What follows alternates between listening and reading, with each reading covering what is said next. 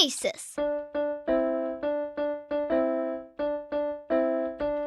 Practical Wisdom with Scott Allen.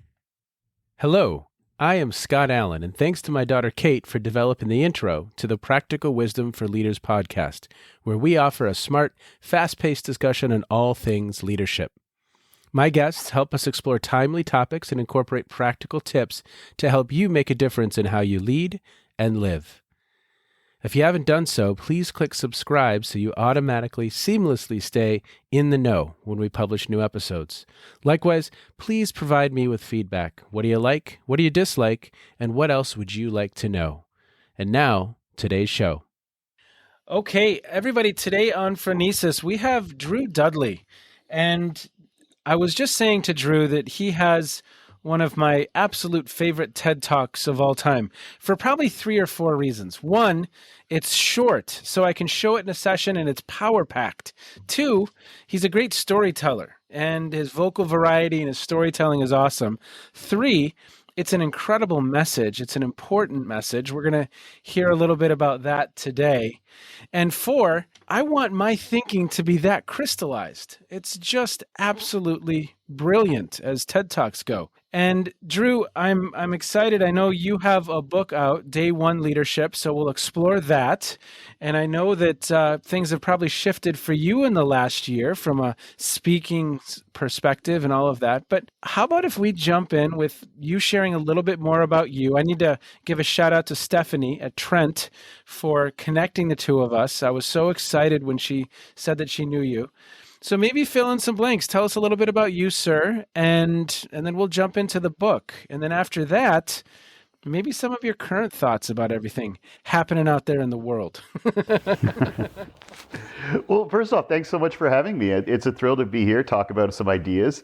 I'm a speaker and an author who now lives on the side of a mountain and spends most of my days staring directly into the unblinking eye of a camera, missing that feeling that comes when you get to connect with people and share ideas and the energy that comes off it. So, I used to run the leadership development program at the University of Toronto. That's where a lot of the ideas I share got their start. The Day One process, which is what I spend most of my time talking about, it evolved from some activities I did right at the end of my time at U of T with some senior students.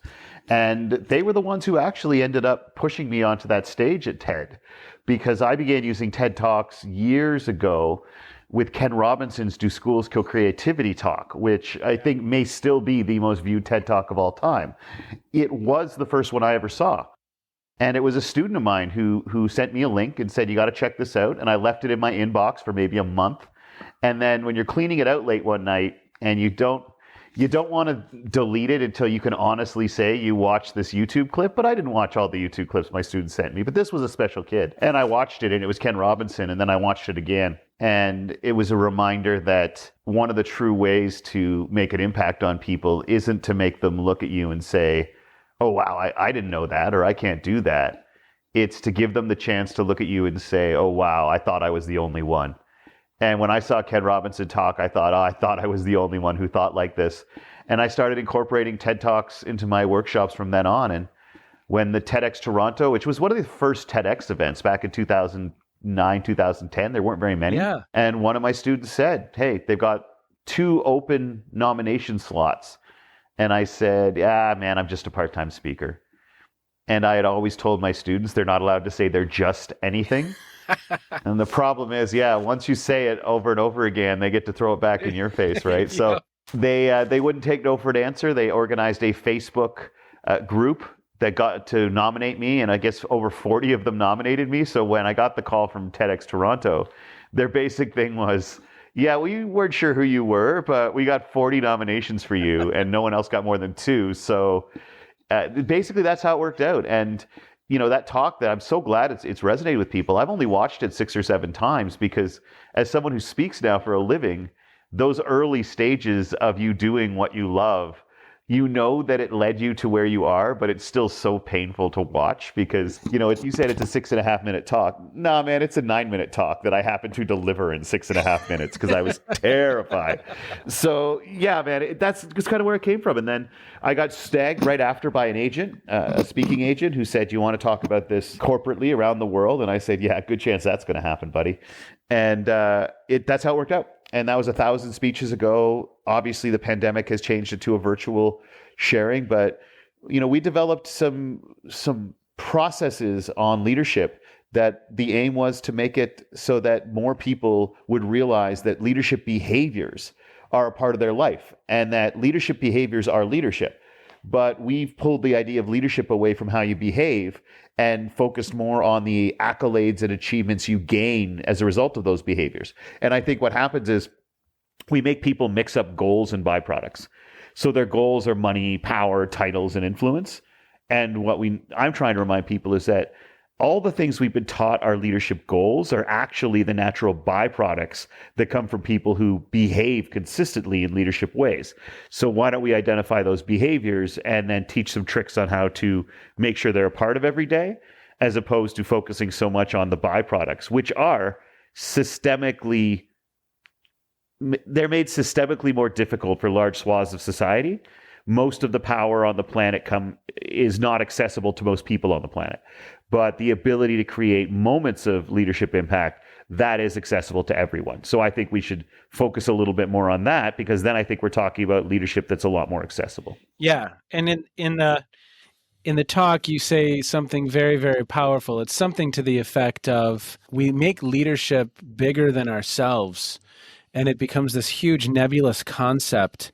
And I think that does it a disservice, because whether it's the tiny moments of me giving my daughter a kiss during the day while she's going to school virtually, or whether it's the comment I make to a student, those are acts of leadership. Those are acts of influence, and they make a difference in the lives of others. And I think what I love about that talk is it distills it right back down to an essence. Because especially on this podcast, Drew, I mean, I speak with people who are looking at this through the lens of complexity and looking at this through the lens of geography and psychology and sociology, and you name it, all these different lenses. And it can be really, really complex, but it can also be very, very simple.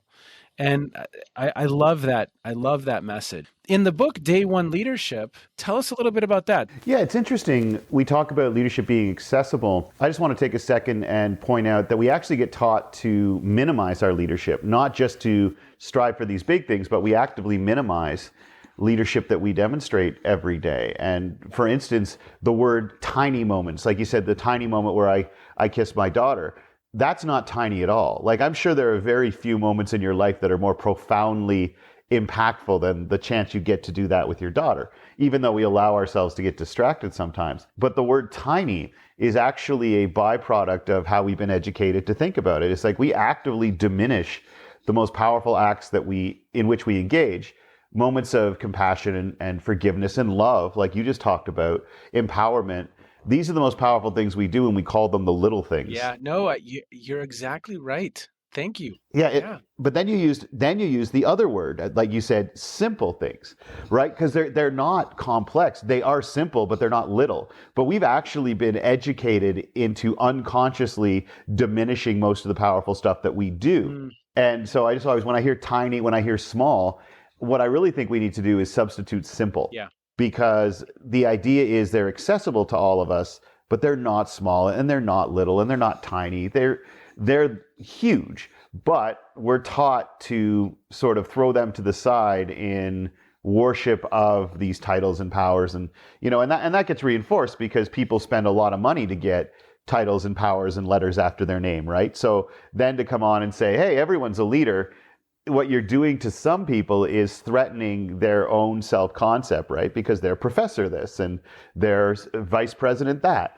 And so the idea that leadership is not these things that set you apart from other people, that's a form of leadership, is actually kind of a challenge for some people. They see it as a diminishment of themselves as opposed to an empowerment of recognizing there is a form of leadership to which we all can and should aspire.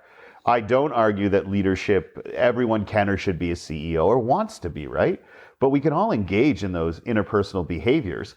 And leadership's not in these big things, it's in the consistent thing. Ah, And to go back to your question, the book's called This Is Day One. And a big part of it is that day one of any mission is when you have the most commitment, the most humility, and the most forgiveness, right? And there's no one day in your business success or your academic success, your relationships, your physical or mental health. There's no one day goal that doesn't start with a day one. yeah. And day one is the day where you say, okay, here are the non-negotiable behaviors that need to be a part of every day of the rest of my life. And for me, the whole day one concept, which is laid out in the book, it's an offshoot and a combination of what I was teaching in the leadership program at the university and my own personal experiences. So the idea of focusing on daily behaviors and being incredibly consistent with them in order to build momentum over a long period of time is actually the result of a lot of day ones in my own life. Day one of starting my own company, day one of losing 100 pounds in the course of a year, day one of no longer hiding the fact that I'm bipolar because I was afraid of how it would impact my career, and day one of a life without alcohol. And one of the things I learned in recovery is if you don't want to have a drink the rest of your life, you have to choose not to have a drink today. And then your only focus is on making that decision today. Yeah. Because it means that you don't get to rely on what you've accomplished in the past, but you also don't get overwhelmed by how much there still is to do. Like fighting an addiction every day is a battle in and of itself. To think that of the thousands of days I hope I still have in my life that I have to fight that every day is enough to just make you quit. It's the same when you're eating a salad and you're just like, oh my God, like this is good today, but I've got to do this for like 300 straight more days. It makes you just want to quit. But the idea is if you take away the before and the after and you focus only on the non-negotiables today, that is your day one for leadership. And like everything else, what I try to help people do is figure out what those non-negotiable leadership behaviors are every day and then teach them a step-by-step process to how to actually live them. Because I think that we know what values we want to live and what behaviors we want to engage in. But I was lucky enough to work with some students and some pretty smart psych professors and figure out how to couple this conscious desire to do something with some subconscious behavioral psychology tricks. And that's the day one concept. It basically says, look, leadership has been made into something big and huge and hard. And we're never going to start that mission because most of us have been educated not to think of ourselves as deserving leadership. Yeah. And as such, well, then let's stop looking at it as this big thing and let's break it down into its constituent parts. And it's one thing to point out what those constituent behaviors are. It's another to trick our brains into prioritizing them. And so your values are how you define and judge yourself, and your priorities are how you choose to spend your time. And if we can find a way to align the two over the course of our days, I think then we're in a better position for people to realize that we are all engaging in at least this form of leadership. And I think most people aren't giving themselves credit for engaging in any type of leadership. Yeah. I think once we get them realizing that they're engaging in one, it becomes a lot easier to convince them that they're capable and have the right to engage in others. Well, even as I, Drew, think about the last year with... Let's not. Exactly. But it's interesting because in some ways it was a little bit of a mindset challenge.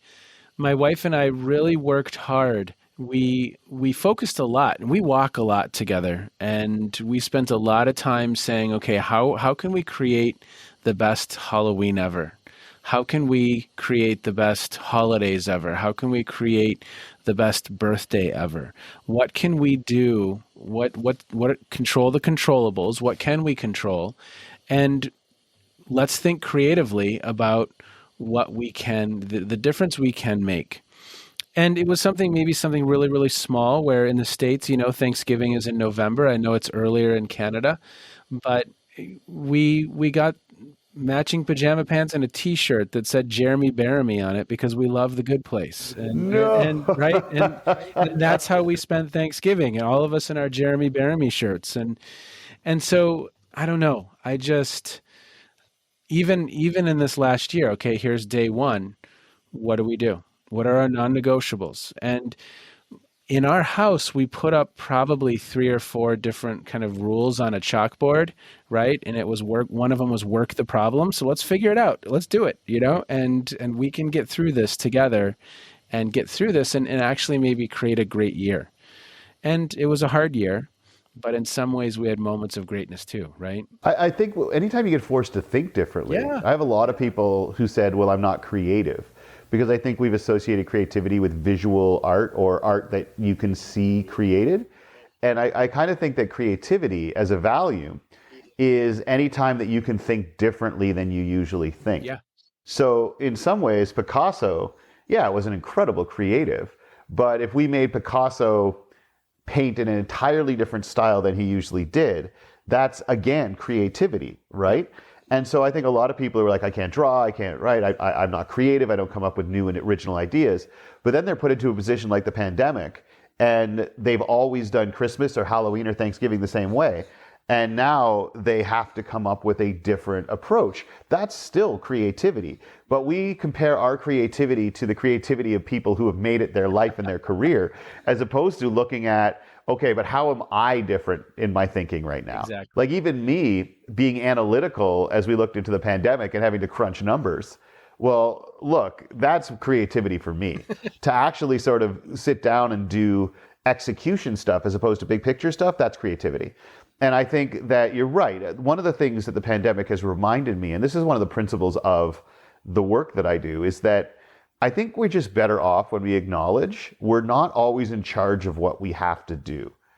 And I think that one of the things that causes us to judge ourselves is that there are people out there who say, you should never have negative thoughts. Like if you embrace the world with love only and open your heart, you never deal with these negative thoughts or anger or jealousy. And I think what happens is people look and they feel these human thoughts and emotions. Yep. They feel anger, they feel jealous, they feel like they're not good enough. They don't think they can walk into a room and embrace with love everyone in there. And they think that means that they're weak of character. Yeah. I think that what I want to acknowledge is like, we're not always in charge of what we have to do every day. Work, family, all kinds of demands say, no, you have to do these things. But you're always in charge of who you are. Yeah.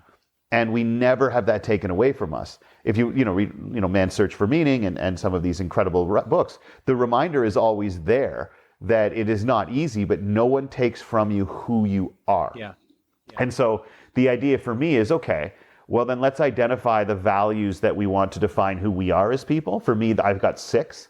I want to embody impact and growth and courage, empowerment, class, and self-respect. Okay. No, those aren't the only values that I want to live up to which I want to live, sorry. But I want to be able to, at the end of the day, point to moments during the day where I can say, look, that value was out there. You're not always in charge of what you have to do. You're always in charge of who you are.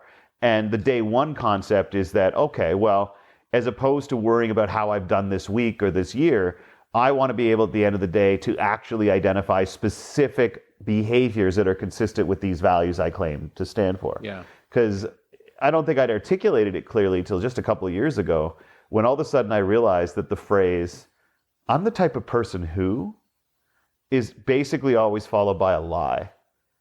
Like, have you noticed this? If someone's like, I'm the type of person who always makes decisions with, I'm like, no, as soon as you say I'm the type of person who, we're all about to tell a lie to the world. Because what's true about you isn't announced, it's demonstrated. Yeah. But I had to be honest, I claim that these values are who I want to identify me, but could I actually at the end of the day point to a moment where I'd lived impact or empowerment?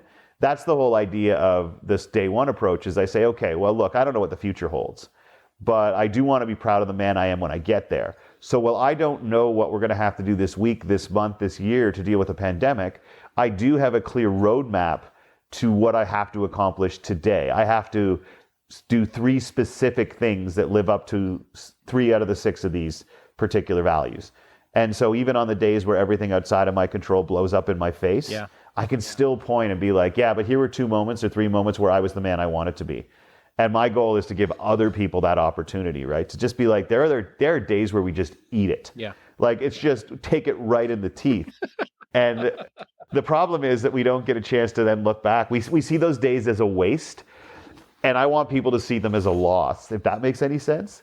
Like, you can go out there and play the game and get kicked in the teeth. Like, as the famous Canadian show Letterkenny likes to say, hey, sometimes you just get speed bagged. But It's a great you show, do. yeah. Sometimes you just get speed bagged. But right now when that happens, we go to bed and we're like, today was a waste. Everything blew up. But if at the end of the day you could be like, oh my God, so much stuff blew up. But hey, that moment where I moved someone else closer to a goal, I lived empowerment. I recognized someone else's leadership, I lived impact. That's a gift we get to give ourselves, right? And I want to help people be like, that's you. And at the end of the day, those moments where you were living up to the person that you claim to be, that's sometimes the only thing we get. But I think we should give ourselves credit for it. You know what I mean? Yeah. Yeah. Because I think, like a lot of other things, we can tend to focus on where we got kicked in the teeth, and If we're lucky. make that really, really big in our heads versus some of the good that happened that day. So non-negotiables, I like that phrasing. So you've got the non-negotiables, and tell me some more things about the process, or some hallmarks of the process. A big part of the process has to do with questions. Okay. Questions are an incredibly powerful driver of human behavior. The idea was that it started with a social experiment where my students got to pick one value that if they could choose it, everyone on the campus would live up to, like guaranteed. Wow. And the thing about values is we use those words a lot without defining them. And so I always ask people, if they're going to throw a value word at me, okay, finish this sentence. That word means a commitment to, right? So the student said, we want impact. We want everyone on this campus to have impact. I said, okay, impact is a commitment to what? Like, think about that for the most common value words we use. Integrity is a commitment to what? Equity is a commitment to what? We use the words to judge ourselves and other people, but we don't often define them. And we define impact as a commitment to creating moments that cause people to feel as if they're better off for having interacted with you. Wow. And I thought that's an amazing definition they came up with. Yeah. So that became the challenge as I sent them out every day. Okay, why don't you live up to that? Because as one student observed, although he cribbed it from Adlai Stevenson, he said it's a lot easier to stand up for something than it is to live up to something. And so the goal was, okay, go live up to this definition of impact you created. But we kept forgetting, right? Like, we could look back at the end of the day and identify moments where we'd done that to people, but we were using this value to evaluate behavior that had already happened. And what we think leaders do is you use your values to drive behavior and impact decision-making in the moment. A value is only a value if you use it as criteria for decision-making. And if you have to think back over your day and think about your value for the first time at the end, it means it wasn't front and center when you made decisions. So it's not really a value. It's just a word that looks good on a website or a lawn sign if you're running for office, right? And so we needed a different approach because we were forgetting about it. And so the psych friends of mine taught me a couple of effects, a couple of behavioral psychology effects. One's called the Zeigarnik effect, Okay. which says stuff on your to-do list you haven't finished really psychically bothers you until you finished it. And which we all knew. I just didn't know there was a scientific term for it. But you know PhDs, right? They got to take simple things and make them sound complex. And the other was the question behavior effect, which says that asking someone questions about a particular behavior is actually more effective at getting them to engage in that behavior than telling them to do it or asking them to do it. And so what we did is, if questions drive human behavior and unfinished tasks cause psychic discomfort until they're finished, we decided to harness the power of the unanswered question. Because if a question is put into your mind, it works on it consciously for a while, but when you think you forget about it, you don't. It continues to work on it subconsciously until you come up with an answer. And if you don't come up with one, it makes one up and convinces you that it's true, which is a dangerous phenomenon and one that's been on high display recently in the United States. And so what's interesting is we said, okay, let's turn these values into questions. The idea being that we can go out and try to create a moment that causes people to feel better off for interacting with us, or we can stick a question into our minds as an expectation, and our brain will be so uncomfortable not having an answer that it will actually adapt our behavior to go find one. It will. So that's the idea. That was the concept. That's the experiment, right? And so we said, okay, let's take a look at impact and let's create a question that we can't answer without living the definition. Specifically, what have I done today to recognize someone else's leadership? So the idea was that question, you can't answer it without creating a moment that makes someone feel better, right? Yeah. I couldn't say, hey, Scott, watching what you do with your podcast, watching how you engage with your students has made me want to be a better person. It's inspired me. Nobody reacts to that interaction not feeling better off. Yeah. So it's impossible to answer the question without living the value. But because of the psychological trick we had learned, we realized that, okay, stick that question on your phone at 9 a.m., 1 p.m., 5 p.m., and 9 p.m. And maybe you'll hit snooze the first few times, but once it's in there as a habit, your brain will always be seeking out, seizing, or creating opportunities to live the particular value, to answer the question. It'll find a way. And so we did that with that question for 30 days. What have I done today to recognize someone else's leadership? And the students, they were so effective at this. The question created so many incredible moments and sent out so many ripples, because my students went out there in the world for the first time looking for leadership, not from the people who ran their lives, but from the people who changed the way they felt about them. And we're talking bus drivers, former coaches, former teachers, the guy who sold hot dogs on campus, but was such an upbeat dude. And for 30 days we did it. And then we added another question, and then another, and another. So honestly, man, my process is something called the leadership test. We identified 6 values, we created 6 questions, and every day we try to get 3 answers out of 6. The idea being, imagine if every night before you go to bed, you have to prove you deserve another day on earth. Not at the end of a semester or a year or 5-year plan, every night. And to prove it, you got to get 3 answers out of 6 on a test. But you're given the questions in the morning. Yeah. Those questions become non-negotiable, and they drive our behavior. And that's the whole concept. What are a couple other examples of questions, Drew? Sure. Well, just a quick recap, the 6. What have I done today to recognize someone else's leadership is impact. I use these 6 to drive my behavior and the company behaviors. Growth is, what did I do today to help someone, to make it more likely someone would learn something? Nice. Could be you or someone else. Courage, what did I try today that might not work, but I tried it anyway? Love it. Which has been an incredibly rewarding question for me in my life personally. Love it. Empowerment, what have I done today to move someone else closer to a goal? Which is so crucial when our kids get taught to compete with one another over scarce resources. Class, a commitment to treating people in situations better than they deserve to be treated. What have I done today to elevate instead of escalate?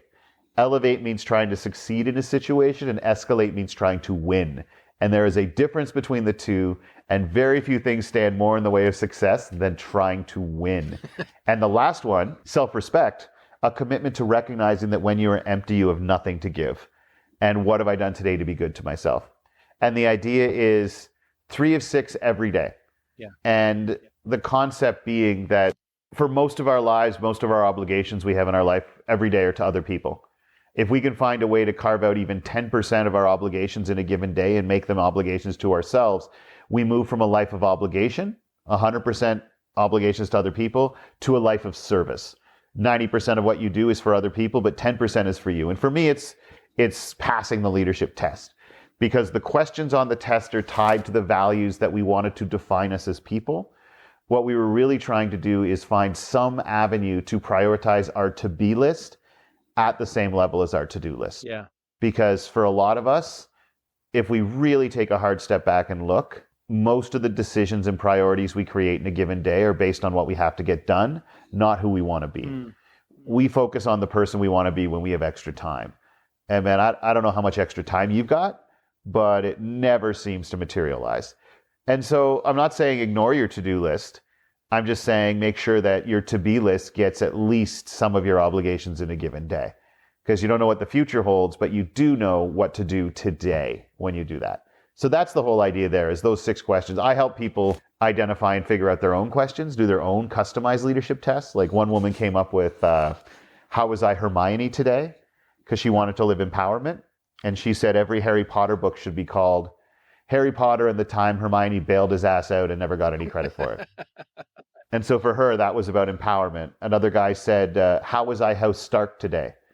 Because he wanted honor and accountability to be his core values. So every day he wanted to identify a moment where he had embodied House Stark, which for any non-Game of Thrones fans makes no sense. But the key to these questions is they don't have to make sense to anybody else. They just have to make sense to you. So a dog breeder for kindness said, how did I scratch behind someone's ears today? Every one of the questions on her test was related to dogs somehow. Yeah. Empowerment was, how did I refill someone's water bottle or water bowl today? So it's really about your own, whatever question you have to pose yourself. That's what's key, is that it matters to you. Yeah.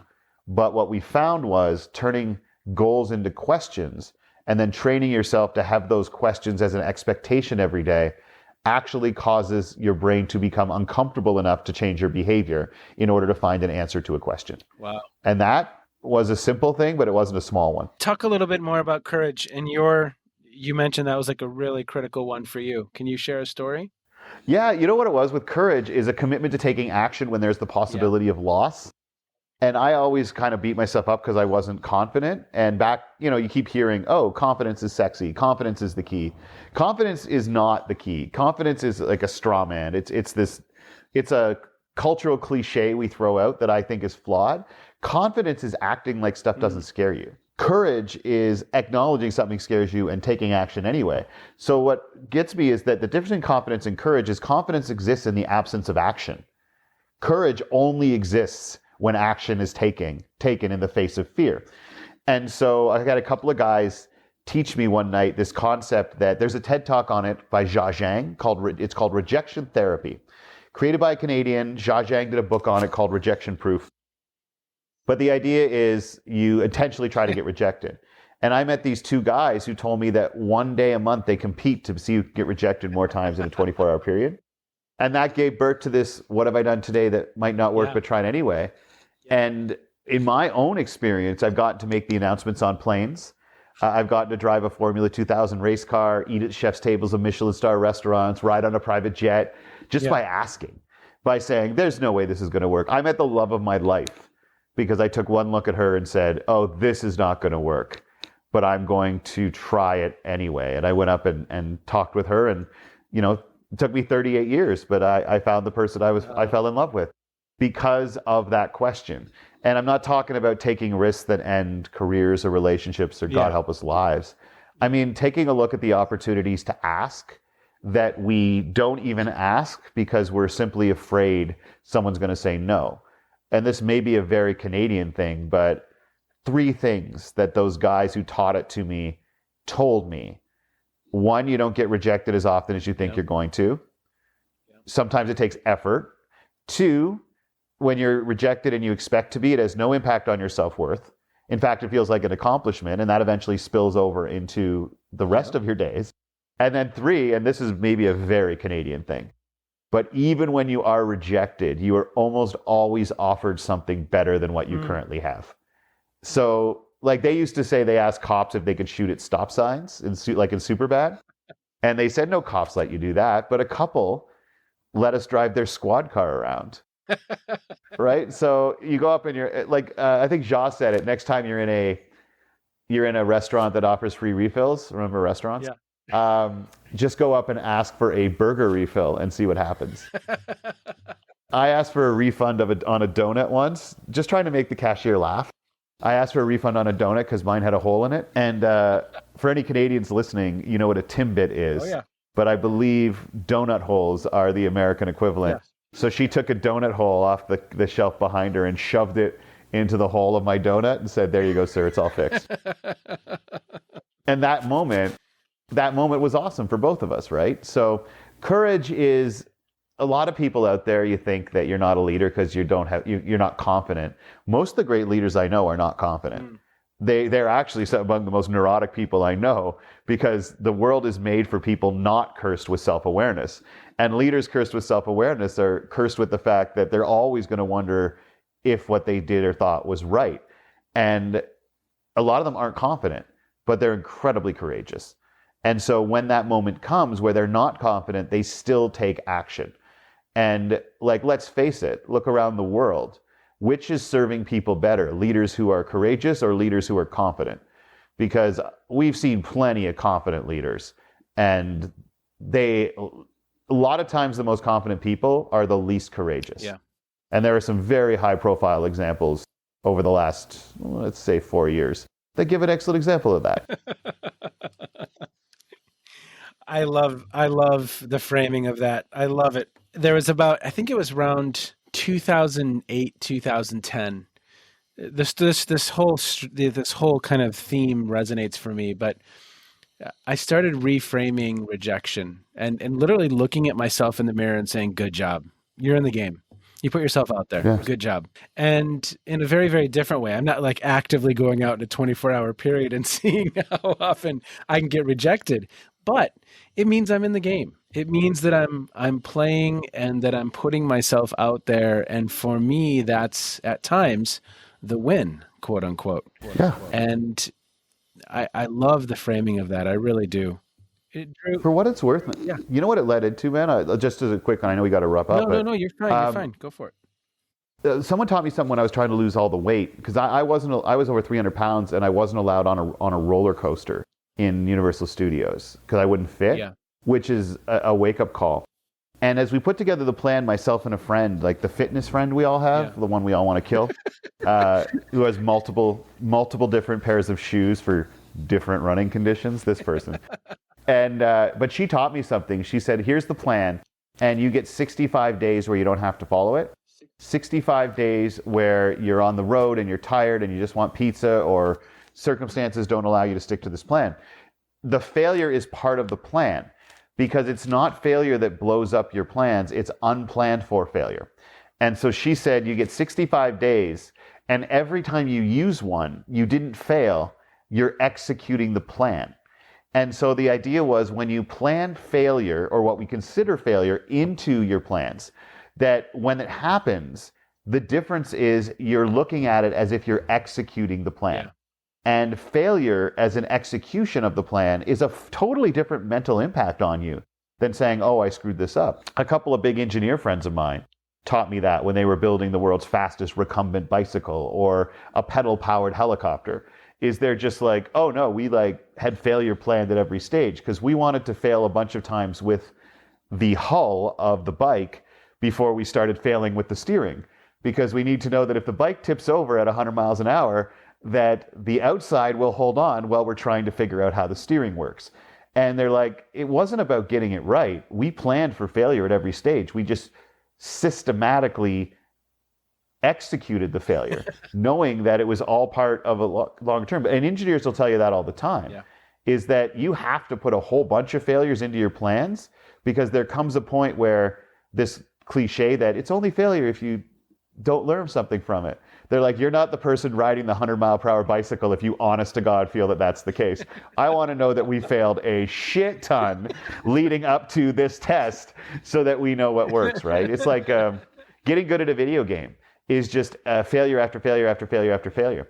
And then all of a sudden you're good. But you don't turn that game on and expect to be good. You expect to get your butt whipped a bunch of times, knowing that it's part of the execution. And I think that's what courage is about recognizing that you have the strength personally to deal with failure so that you can start to execute failure as part of your repertoire of tools for growth. Yeah. Because failure is just, I don't know, reps for your resilience muscle, I guess, as I stare at my dumbbells on the floor that I haven't picked up in a while. So failure is reps for your resilience muscle. And right now my weights are going, yeah, but they aren't reps for your arms, you tub. Man, you are a framer. You frame things in a very, very eloquent and wonderful way, Drew. You really do. Oh man, I appreciate that. It's so much fun to get to share ideas like this and try not to tell too many stories, because as you said, I love telling stories off the top, and then you said, let's talk for 30 minutes. I said, I can't introduce myself in 30 minutes. You're a great storyteller, and you frame concepts and ideas in a very, very wonderful, it's just a gift. It's a gift. And thanks, man. I love it. I absolutely love it. So as we wind down, what are some things that even in the last year you've streamed or read or listened to? Could have to do with leadership and life, or doesn't have to. It could just be completely mindless. Anything that stand out for you that has really caught your attention? Yeah, you know what? I think one is I still love listening to The Moth, which is a podcast about not even about storytelling, that just features storytelling. And I really believe that the story is the basic unit of human understanding. And way too many amazing people are either afraid or unable to tell their story because they think it's unimportant or it's boring. I love The Moth because a lot of the people who present their stories aren't tremendous speakers. And I think it's a reminder to everyone out there that it isn't how strong your voice is or how smooth your delivery is. It's the power of the actual story. And your story gives people the opportunity to say, I thought I was the only one. Yeah. And so get out there and share it. And The Moth is such a great inspiration to people to realize how hearing other people's stories changes you. So you should share your own. Yeah. I like listening, there's one called In the Dark, because we talk a lot about social justice in this world. And then when you listen to these longer stories where you really see how systemic injustice is within the criminal justice system, et cetera, you start to realize that sometimes it's so easy to take the fight for social justice and look at it at such a high level that it just becomes one side versus the other, right? And obviously that is weaponized by certain people in society as well. But when you actually get to listen to how this impacts individuals. And I find that a lot of these true crime podcasts, I'm listening to one called In the Dark, but the investigative journalism ones really could open your eyes to how much injustice exists out there, and we're just not seeing it. And then when it gets names and faces and families put to it, I've really enjoyed listening to that because it's a reminder that it gets broken down into these news clips. George Floyd protests. And that's just it. It's just the George Floyd or last spring's social justice protest. Yeah. These aren't just this broad thing that are easy to attack. Social justice protests are easy to attack. Recognizing that there were groups of people fighting these individual historical injustices, I've loved being reminded of that at every chance I get. Names and faces and families and voices that are the people who have suffered through this. Yeah. I always want to remember that because as soon as you generalize something, it becomes a lot easier to dehumanize it. Yeah. And I think that that's a weapon used by individuals who don't want to see social change. The farther we pull it away from actual names and faces, the easier it is to not deal with it. So I love listening to that. There's a great one that I just started listening to about when the levees broke in, Floodlines it's called, when the levees broke in New Orleans. It's one of the most beautifully produced podcasts I've ever heard. And it's not just about Katrina and New Orleans. It is about what happens when communities that we have underserved and marginalized are faced with a crisis.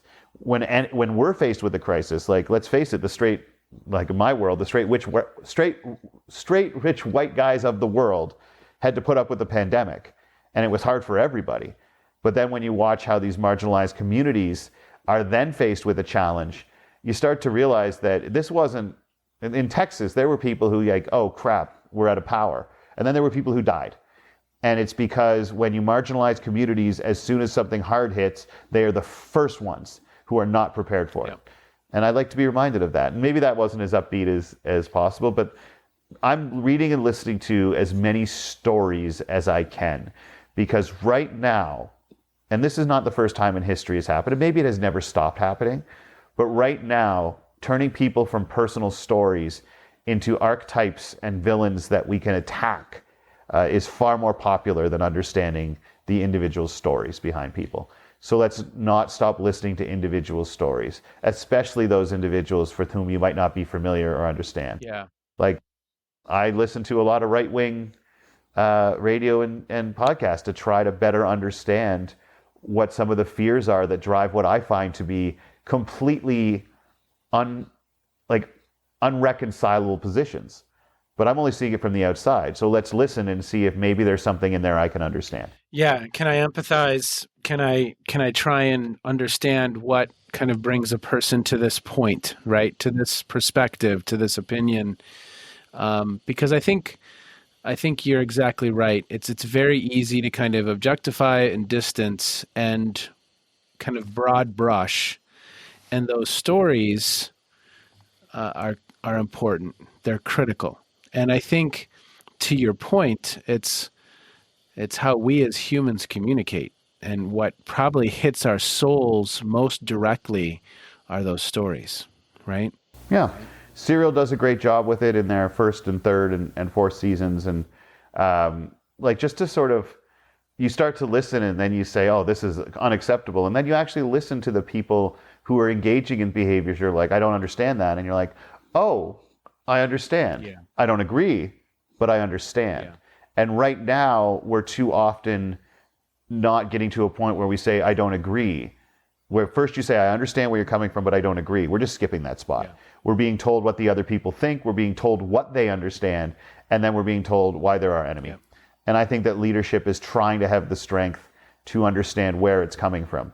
Because at the foundation of every personal, organizational, societal dysfunction is fear. Yeah. People are afraid of something, that they're going to have something taken away or they're going to have something added. And often that fear is misdirected. However, that doesn't mean that fear isn't valid. You know what I mean? It's when people are made to fear something, they behave in certain ways. And the fact is that we shouldn't diminish when people are afraid. We should ask, how were they made afraid? And is there anything we can do to make them less afraid? And that's harder. Yep. And it's been very hard this last year for me. I left social media because toxicity isn't really where I want to come from. Yeah. And it's hard to be on social media without being part of the toxicity. Yeah. And especially since I'm not that good a guy. And a lot of people watch my talks and they're like, oh, you're talking about how to be a good person and nice. I'm like, sometimes I don't think I'm a very good guy, but I want to do good things. Say more about that. Well, I think I was talking about it a little bit earlier, and I think that we all feel these anger. And it occurred to me specifically, I was on a plane and I was in the bulkhead seat, window seat, set everything up ahead of time because it was a long flight. And then somebody comes up and it's like a 9-year-old and a mom sit down next to me. And then the dad comes up and says, can I sit with my family here? Yeah. And I'm in like the bulkhead row at the front and he's in row 43 in the middle. Yeah. In the back. And my first reaction is the man I want to be would be like, oh, of course, sit with your family. But I'm also like, she's 9. Like, she doesn't need her dad. Like, if this was an infant. But that goes on in my head. And the little voice in my head is saying, I have tattooed on my arm, what would the man I want to be do? Yeah. And the man I want to be would say, of course, no problem. The man I am is like, this is a 6.5-hour flight, and you're in like row 43 in the middle, and you don't really need to sit here. Yeah. And then I think I'm not a good person, or I'm not a good leader, or I don't live up to what I talk about because my first instinct was to say no. Or when your friend asks you to help him move, your first instinct is, I don't want to. And then I think we've been taught that what really good people do is they don't even entertain those negative thoughts of anger or jealousy or just not wanting to do it. And as soon as you feel them, you're a bad person. Yeah. And I think that the key piece is not whether or not you think pure thoughts. It's whether or not your behaviors echo your worst thoughts. Mm-hmm.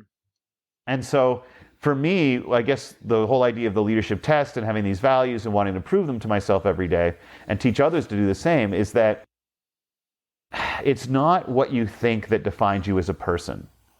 It's whether or not your worst thoughts translate into bad behaviors. Yeah. As a matter of fact, leadership is having a process between your worst impulses and your actual behaviors. And I think that maybe we're all hard on ourselves, and maybe I'm included with this, is that we judge ourselves not by our behaviors, but by whether or not we had only pure thoughts before engaging in them. Yeah. And the leadership test and the day one process and everything I teach is honestly a tool that I use to try to equip my better angels so that they can do battle with my demons, because my demons are better funded and seem to have more support. And so trying to put a process in place between that frustration, that anger, that toxicity that the world creates for you and how you actually behave in the world, I think is what's key. And I think that's leadership. So, but I do think that there's messaging out there that says the goal for us should be to never think human thoughts. Anger, jealousy, frustration, simply selfishness, not wanting to get your truck out or sit in the middle damn row. Yeah. But if you still do them anyway, then you are a good person. As a matter of fact, that may be more, which is harder, to desperately not want to do it and then turn around and do it because it's the person you want to be, or to always be like, oh yeah, of course, and then do it. Yeah. There's actual accomplishment in fighting your darker impulses and being the person you want to be. Yeah. And it started with me when that guy came up and said, would you move out of your awesome seat on this transcontinental thing? And I just didn't want to. Yeah. And then I was like, the man you want to be would do it. And you're not less than that man because it took you a minute to remind yourself of that. Yeah. And then I went and sat in the 43rd row.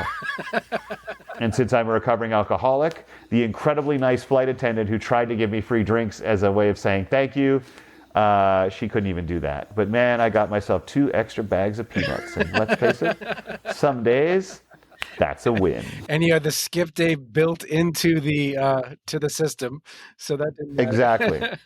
Apparently nuts are healthy for you, but not once you like douse them in salt and process them. But I always like being like, if this food I was eating was the purest version of this food, it would be healthy for me. Yeah. Like I'll get a McChicken and be like, chicken's good for you. And my healthy friends are like, dude. Yeah. Like the problem is the statement you made is true. I told no lies. Chicken is healthy for you.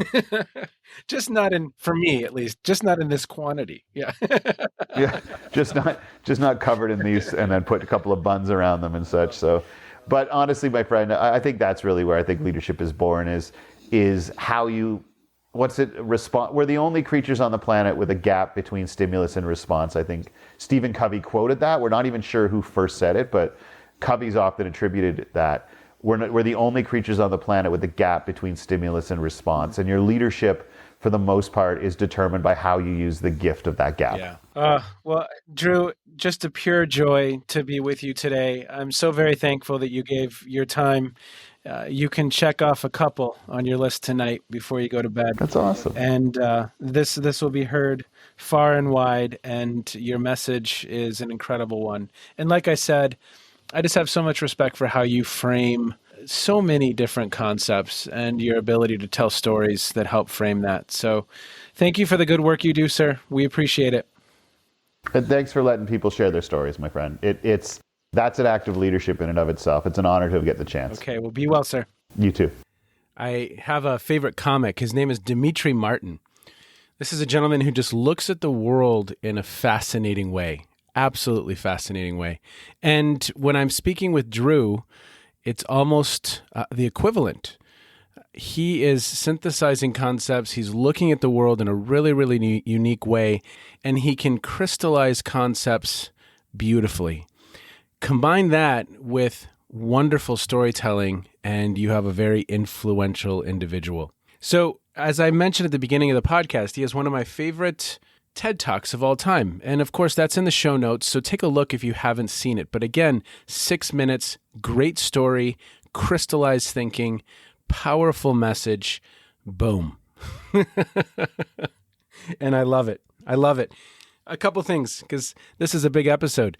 You know what? I love the concept of the to-be list and the to-do list. And are we giving proper attention and time to our to-be list? And then, of course, Drew reminds us that it's a day-by-day process. And do we design some level of failure into the process? That was another unique and interesting take on the whole thing. Hope you enjoyed it, everybody. Thank you so much for listening in. If you've made it this far, you are awesome. Very much appreciated. Have a great day. Be well. You have been listening to the Practical Wisdom for Leaders podcast. If you liked what you heard, please share it with others and let them know what we're up to. And one last quick reminder to click subscribe so you know when we publish new episodes. And of course, we'd love to hear your feedback. You can stay in touch with me by visiting www.scottjallen.net or any number of social media platforms. Be well, be safe, and make a difference wherever you are on this beautiful planet. And now, here's Kate's twin sister, Emily, with the outro.